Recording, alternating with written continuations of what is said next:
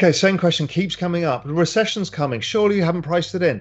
Tell me a living person who doesn't know there is probably a recession coming, and then say, oh my God, it can't be priced in. Everybody knows there is a recession coming. Sentiment is the most bearish in the history of equity markets. They know it's coming. They know, every single person.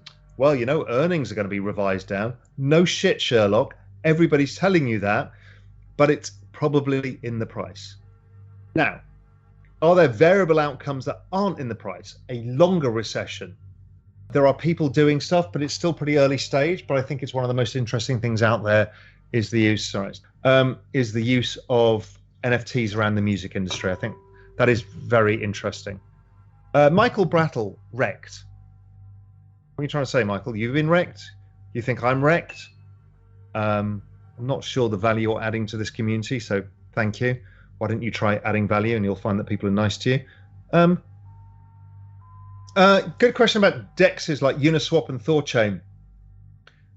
Are they net gainers from this? I think they are. They're just a little bit difficult to use for the average person. But I think it's a really interesting idea. I own a bit of Uniswap. Let's see how it plays out. But I do like it, but we need UX again, better UX stuff. So crypto or gold for now? Okay, so that's a great question. I went back and looked at the last time the Fed changed their interest rate policy or stopped hiking rates, which was 2018. I looked at the performance of assets coming out of that change. So gold did pretty well. S&P did okay. Oil did okay. NASDAQ did decently well at about 20% over the next year. The riskier end, what I call the exponential age kind of tech stocks, did better. They were about 25%. And the best of all was Bitcoin, which did 100%, and Ethereum did, I don't know, 200 or 300%.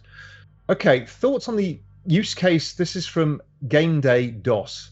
Thoughts on use case of NFTs within fantasy sport.